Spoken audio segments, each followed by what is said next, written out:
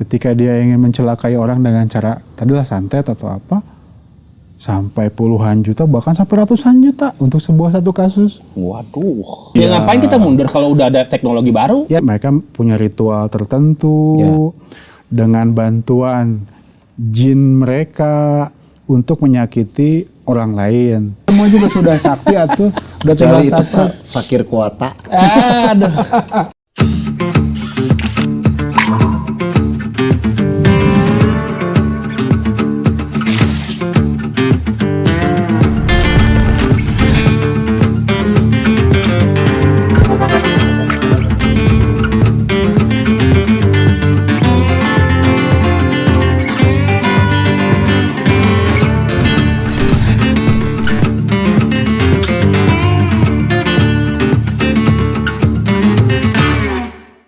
Jadi Pak, kembali ke fungsi agama nih. Ya. Dalam hal ini kita sebagai orang Islam ya. Yang mana menurut saya ya tadi kalau Pak Gumai memang sudah mengalami dan akhirnya kembali ini nih udah Islam yang paling benar. Anggaplah yang dialami oleh Pak Gumai kemarin itu adalah ujian lah ya. Sehingga sebetulnya harusnya kan agama itu memang tadi disampaikan beberapa kali sangat logis Pak. Justru bukan, mohon maaf saya perhatikan gitu ya, ada ya orang yang memang apalagi sekarang yang kita hadapi orang-orang yang sangat pintar Pak. Akhirnya ateis, tidak beragama karena mereka mohon maaf ada yang banyak yang bilang agama memitos katanya. Kan justru kita itu ada pemahaman yang berbeda dari mereka. Sementara kita sebetulnya sebagai orang Islam justru agama itu sangat logis gitu Pak. Sehingga ini harusnya ya pesan kepada anak-anak muda zaman sekarang juga dalam menghadapi dunia zaman sekarang, apakah itu dari sisi dunia alam gaibnya atau juga menghadapi era modern ini yang serba teknologi ya. Sebetulnya ya kembali Islam adalah jawabannya gitu ya Pak. Islam karena contoh tadi kita bahas santet lah Pak. Saya pernah ada yang ngasih tahu ya, orang tua juga sih dulu ya. Makanya katanya kalau sholatnya rajin, kalau jangan suka ngelamun, kosong pikiran. Gak akan kena santet katanya gitu Pak. Dulu sebelum nikah saya banyak ngelamun Pak. Sekarang makin banyak. beda lagi itu ngelamunnya. Tadi curhat wae. Waduh, berat. Itu lain lagi bahasanya. Jadi katanya jadi kan sebetulnya itu kekuatan Pak. Katanya kalau rajin sholat, nggak banyak ngelamun, santet tuh nggak akan kena dari mana pun. Mental. Nah itu, tapi juga anak-anak zaman sekarang yang serba modern, serba segala itu harus selalu dikaitkan dengan sains ya. Kalau ketemu orang seperti itu juga sebetulnya ya Islam juga kan sangat logis gitu ya Pak. Betul. Nah jadi kembali ke itu Pak, ke tadi bahas santet nih. Sedikit itu bagaimana Pak? Saya mohon maaf ada pemahaman saya mah kurang percaya gitu Pak, bisa ada gunting apa segala macam di dalam perut. Betul. Pertama saya tadi menarik sekali dari Kang Imat masalah fakta ateis ya. Memang itu sekarang berkembang dengan sangat pesat.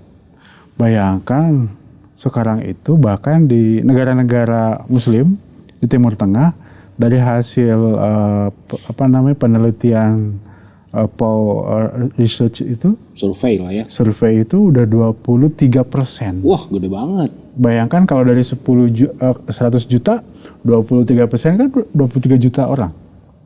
Nah, dan itu pun sekarang sudah mulai merambah ke negara kita. Dan anak-anak muda kebanyakannya. Itu fakta ya. Nah, kalau ditanya mengapa kamu memilih menjadi ateis gitu. Padahal Islam datang dari sana gitu, tanah Arab gitu ya, Timur Tengah lah. Yang harusnya kental dengan agama Islam. Quran bahasanya Arab, bahasa mereka sehari-hari.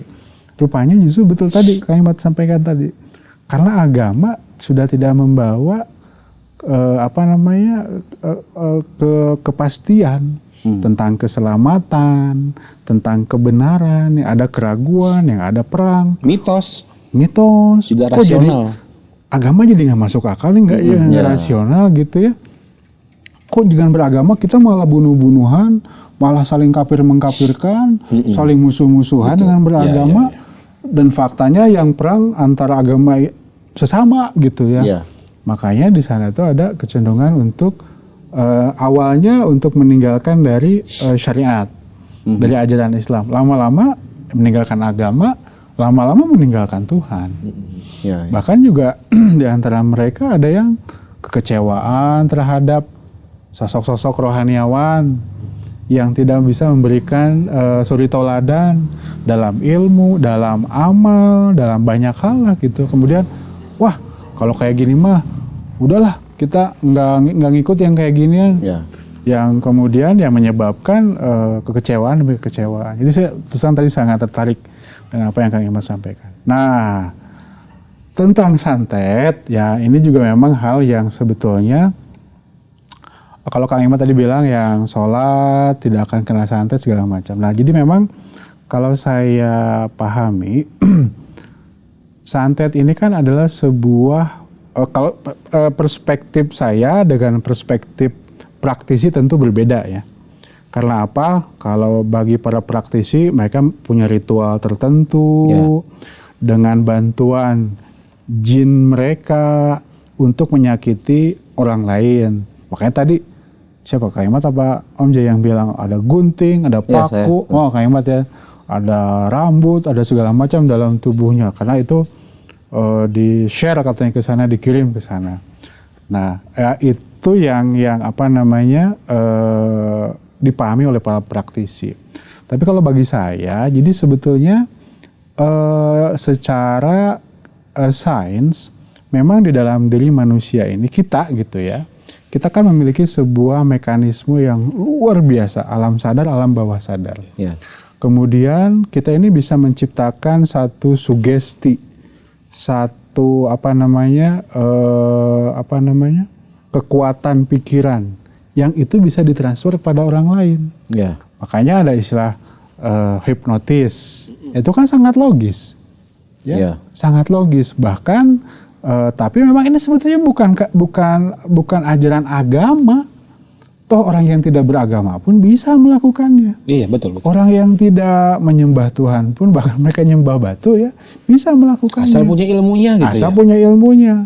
Bagaimana dengan memusatkan pikiran, maka dia bisa mentransfer pikiran itu kepada orang lain dengan pikiran yang negatif, maka dia akan terdampak dengan pikiran itu. Nah, dikarenakan manusia itu tadi memiliki satu mekanisme tertentu seperti inilah, antena bisa nerima sinyal, bisa nge-share sinyal. Makanya dalam kondisi tertentu pesan-pesan yang disampaikan oleh seseorang, sugesti-sugesti yang disampaikan oleh seseorang kepada orang lain, maka itu akan sampai. Kalau dia positif, berdampak positif. Kalau dia negatif, berdampak negatif. Makanya dalam selain hipnotis ada telepati. Ya. Itu sangat lumrah. Bagaimana dari satu orang menyampaikan pesan kepada orang lain tanpa harus bertemu dengan jarak yang jauh dalam sebuah frekuensi tertentu, dalam sebuah kondisi tertentu, dan itu akan sampai pesan itu. Ketika frekuensinya sama, makanya itu kan ada, kalau misalnya kayak garpu tala lah, yang kayak gitu ya. Ya. Kayak apa sih ya? Yang buat nerima apa?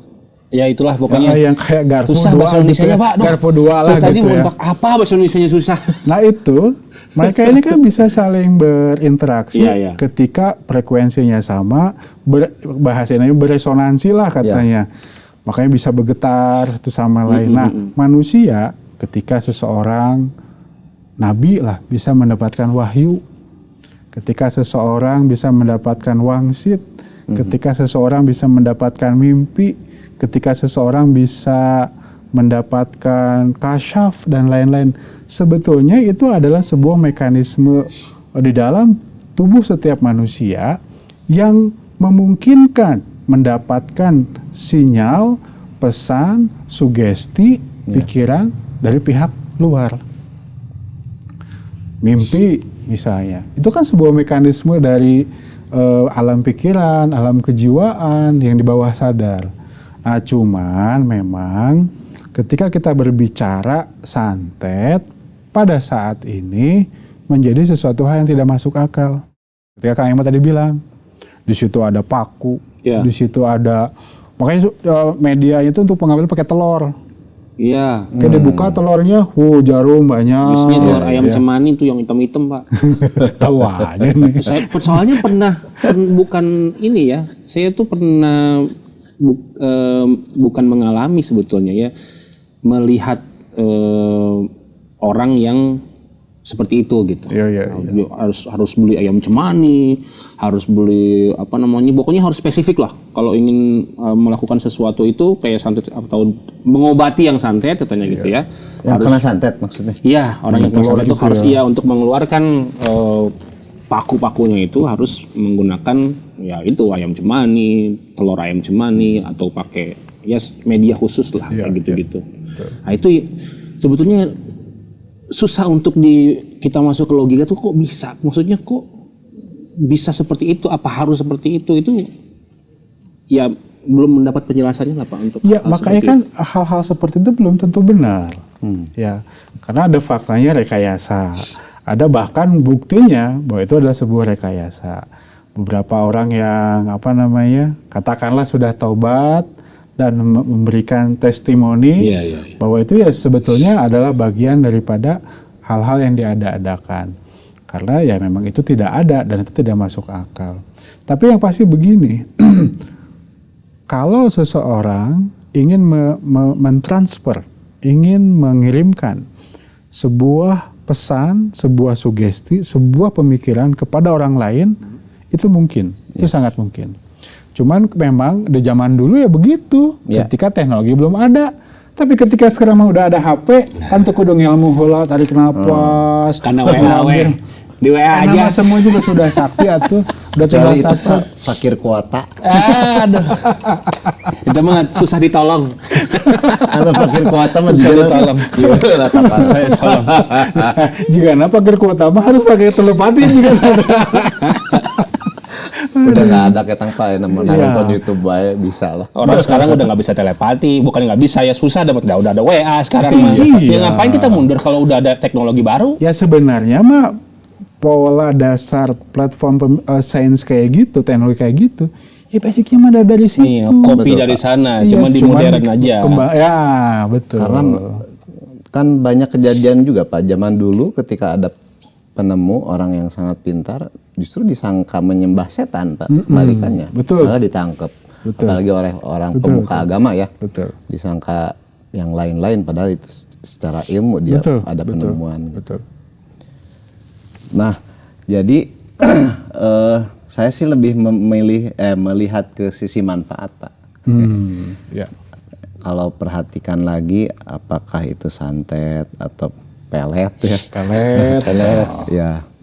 Sebetulnya bukan hal positif dari semua ini ya Pak. Betul. Jadi sebenarnya kalau bisa kita ngobrol secara rileks ya dan diajak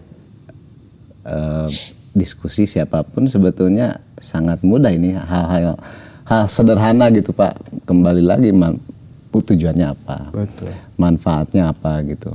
Saya yakin kalau saya sekarang dari awal juga saya kan tidak terlalu awalnya memang ya apaan sih itu enggak lah, tapi ya kembali lagi saya yakin kalau ada orang yang menggeluti itu pun ketika diajak bicara positifnya apa, manfaatnya apa, menurut saya sih sepertinya lebih banyak hal negatifnya Pak. Betul. Tapi memang begini Kang Ahmad, Tuhan itu memang memberikan dua jalan bagi manusia. Ya. Ada jalan kebaikan, ada jalan keburukan. Tergantung manusia mau pilih yang mana. Mau yang kebaik apa yang buruk. Tapi kalau kata Allah Ta'ala, kalau baik, Allah Ta'ala berikan banyak keberkatan, kebermanfaatan, kebahagiaan. Kalau keburukan, ya akan penderitaan. Kalau bahasa Qur'annya kan auzubillahi minasyaitonirrajim fa'alhamaha fujuraha wa taqwaha. Cuman kan kita tinggal milih mau yang mana. Nah, kadang-kadang sisi gelap manusia, sisi hitam manusia kan ada setiap manusia ya. Wajar. Tapi kadang-kadang terlalu dominan tuh sisi gelap, sisi hitam. Sehingga pemikirannya adalah mencelakai orang. Nah, pemikiran-pemikiran inilah disegmentasi jadi pasar sebetulnya mah. Iya. Jadi bisa jadi peluang usaha. Nah, bukannya berarti gini, orang-orang itu tuh sebetulnya paham kalau itu tuh negatif gitu. Tapi karena menghasilkan, udahlah daripada capek-capek kerja gitu. Jadi penghasilannya dari situ gitu, dan mumpung orang percaya nih gitu kan, jadi mereka tuh udah lumayan atuh. Iya, bisnis itu. Saya sempat dengar itulah ada satu testimoni ketika dia ingin mencelakai orang dengan cara tadilah santet atau apa, sampai puluhan juta bahkan sampai ratusan juta untuk satu kasus. Waduh, kan aduh, yang kita kerja aja misalnya gitu ya, yang bisnis aja kan nggak sebegitu mudah ya dapat uang seperti itu kan. Makanya juga alangkah sayangnya kalau kita cari uang, cari pendapatan dengan cara mencelakai orang lain. Kan bukan itu sebetulnya. Emang capek-capek pergi pagi pulang malam. Dia cuma duduk doang minta sesajen. Dan faktanya memang banyak juga yang palsu, banyak juga yang kayaknya banyak yang palsu. Sekarang kan udah banyak lah kalau kita nonton di YouTube itu yang ngebuka-buka hal-hal seperti itu. Betul. Saya pernah kan di lingkungan sini Pak ajak ngeronda gitu ya, tetangga. Apa-apalah nggak tahu. Nggak akan saya sebut siapa. Tetangga rupanya memang hobi menggeluti itu ya. Jadi biasalah kalau karena lagi ngeronda ngobrol, cerita ada uang zaman Soekarno salah satu. Itu bisa pemancing katanya buat ngambil uang yang ada di bunker. Katanya orang-orang kaya nyimpen uang di bunker. Nah, jadi cerita Pak Imat ada, kalau Pak Imat punya uang zaman Soekarno itu bisa nanti pindah ke rumah Pak Imat. Ya saya nggak, karena dari awal saya nggak begitu tertarik hal begitu ya. Simple aja sebetulnya, tapi nggak saya sampaikan. Kalau memang iya, saya pikir harusnya tetangga saya ini bukan di sini rumahnya. Udah sekaya apa gitu Pak. Karena gini, orang-orang yang menyimpan uang di bawah rumah, di tanah lah, dikubur itu hasil tidak baik lah. Jadi kalaupun dia ambil nggak apa-apa karena hasil korupsi atau sebagai macamnya lah. Nah, caranya itu dengan uang zaman dulu.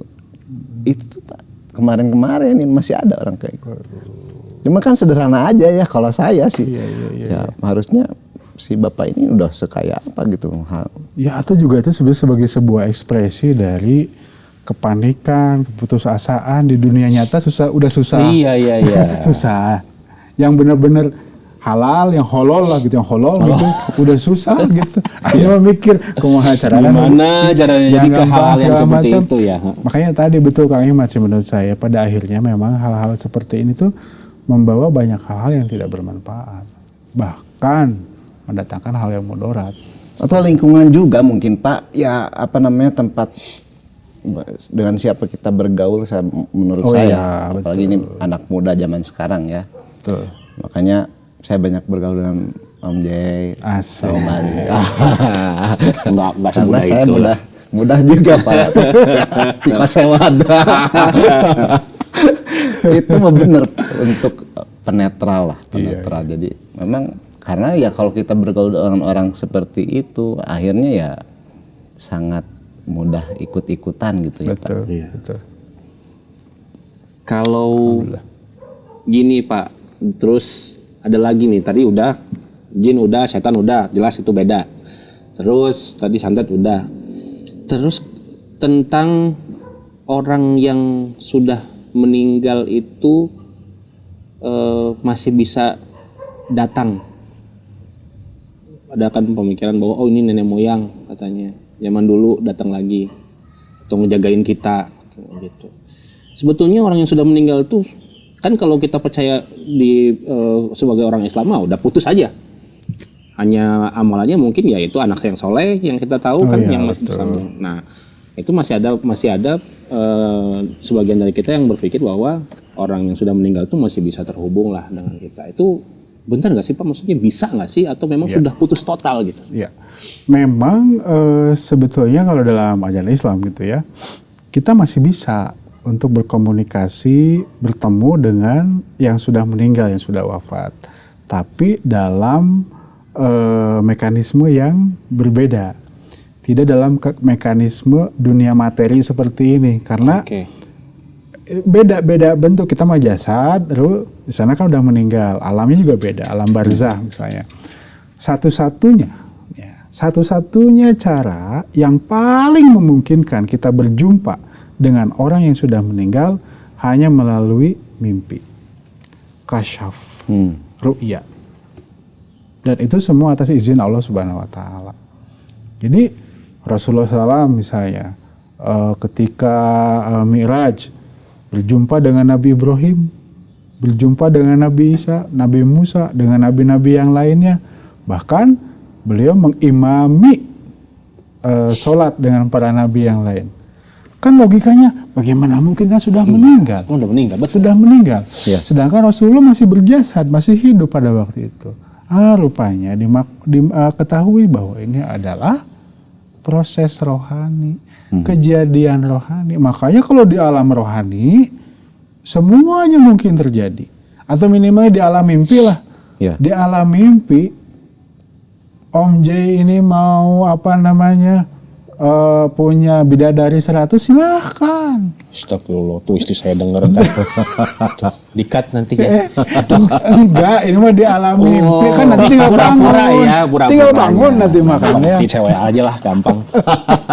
Misalnya nih, bahkan gitu ya. Bahaya. Misalnya mobil kita atau mobil 100. Nah, amin ya Allah, amin. Minimal misalnya yang haram lah misalnya. Ya. Misalnya pakai emas, laki-laki kan nggak boleh. Ya. Di alam mimpi kalau terjadi silahkan. Ya. Jadi hal-hal yang haram pun di mimpi bisa terjadi, tapi pasti ada maksud, ada makna. Alam-alam mimpi kan alam-alam yang perlu takwil, perlu pendalaman, tafsiran lagi gitu. Makanya kalau ditanya mungkinkah kita berjumpa dengan orang yang meninggal? Sangat mungkin. Tapi caranya seperti itu. Bukan secara fisik. Di luar itu tidak. Secara fisik misalnya, datang, keketok, assalamualaikum. Dengar. Iya. Ajak ngobrol. Oh, ajak ngobrol. Oh, apalagi nanti melalui mediasi mediator. Mediator, ya. Oh, ini datang nih datanya. Iya. Itu banyak tuh yang kayak gitu. Ruh orang nenek moyang terdahulu atau kakek nenek ini pengen ngobrol. Baik dia juga, gitu deh katanya. Nah itu tidak. Itu dan sudah banyak yang membuktikan bahwa peristiwa itu ya memang peristiwa yang dibuat-buat sebetulnya. Ya. Gitu, Om Jay. Kebuka nih. Alhamdulillah. Ya memang kebuka. Seneng banget sih kita ngobrol-ngobrol kayak gini. Iya.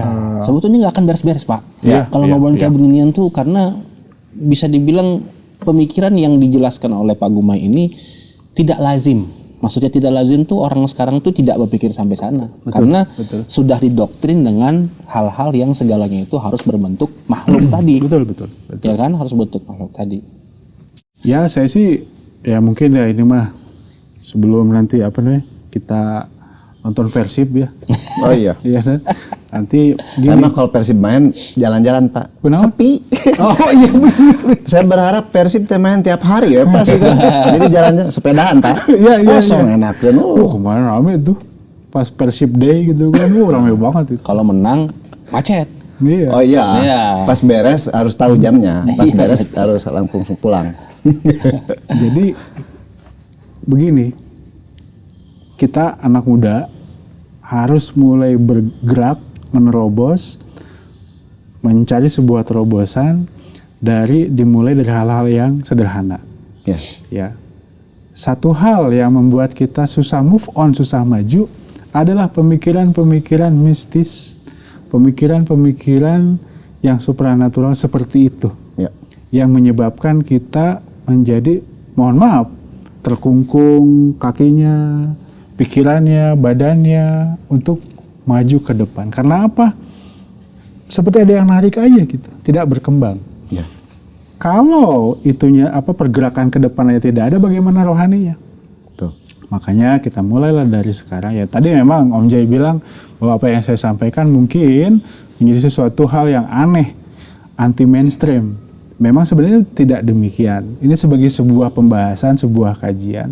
Ya boleh setuju boleh, tidak setuju tidak apa-apa kok, tidak apa. Kita kan bebas ya. Gak usah ribut-ribut lah. Jangan ribut-ribut Iya. lah. Kita pis-pis aja, Pis aja. ngopi santai gitu ya. Makanya ini untuk kita semua, mudah-mudahan kita dapat manfaatnya lah ya. Amin. Kajian ini.